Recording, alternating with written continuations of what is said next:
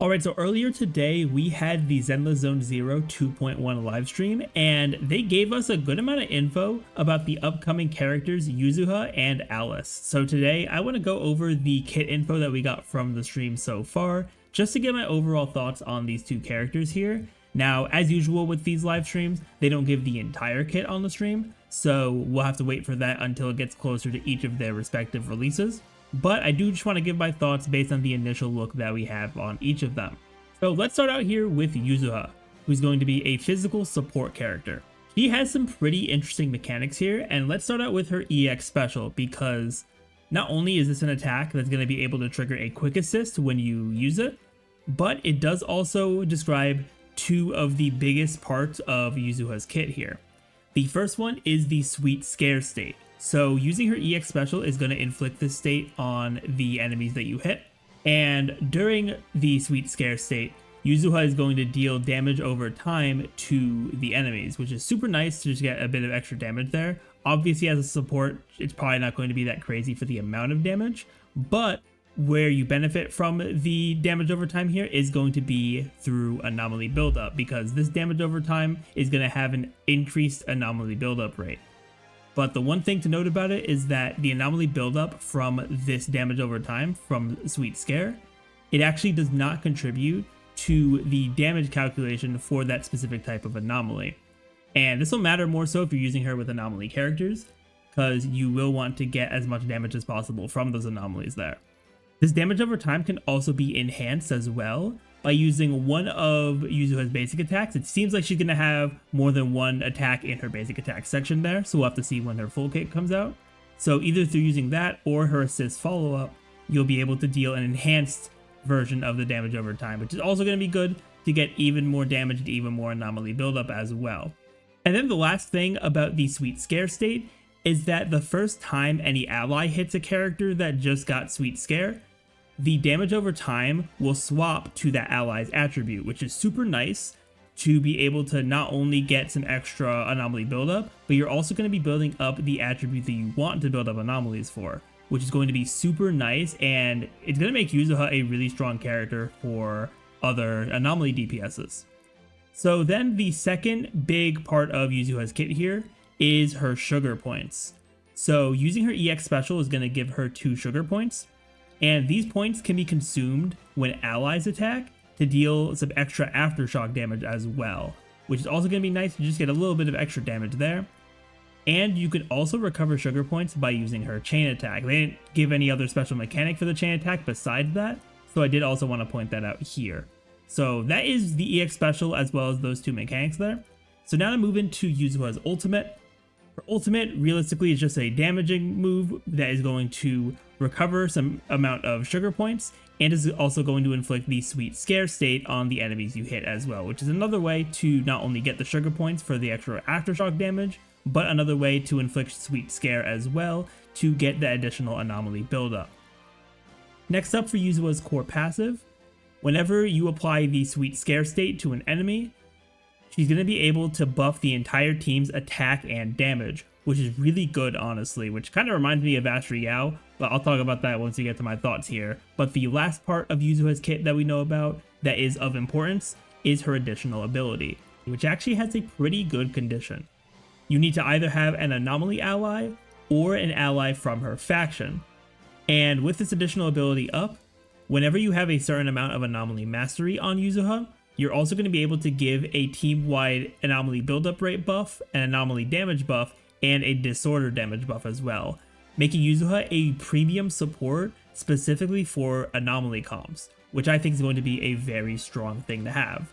So that is everything that we know about Yuzuha so far. So for my overall thoughts on her, I think she's going to be a very good support, probably on the same level or a very similar level as Astra Yao, but Yuzuha is going to be favored for anomaly teams, so I think that is going to be very good as well for people who have Astra, since now you can focus your Astra onto other types of comps and not be there thinking, oh, where should I put my Astra because I only have one Astra. So having Yuzuha is probably the closest thing we have to having a second Astra, but I do think Yuzuha is going to be an amazing character overall, but we'll have to see once we have her full kit to see how good she really will be. So now let's talk about Alice. So Alice is a physical anomaly character, which may sound a little scary for all of you Jane mains out there, but let's go over her kit to see what exactly she's going to be doing.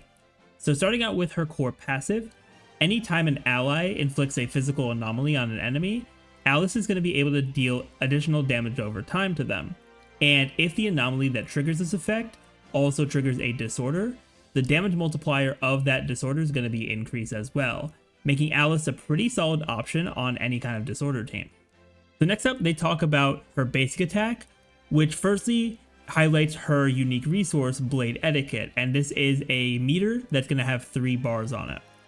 And you can gain Blade Etiquette by using her EX special, building up Anomaly on enemies, inflicting the Assault Anomaly, and they said there are other ways of getting it as well, which we don't know about right now, so we'll have to wait until we have her full kit to see what those are going to be. So Alice also can hold her basic attack to kind of do a heavy attack, and this is going to consume up to 3 Blade Etiquette, which you are going to want to do all 3, because while regardless you're going to do a good amount of damage, but if you consume all 3 bars of Blade Etiquette, the last hit of this heavy attack is going to trigger Polarized Assault.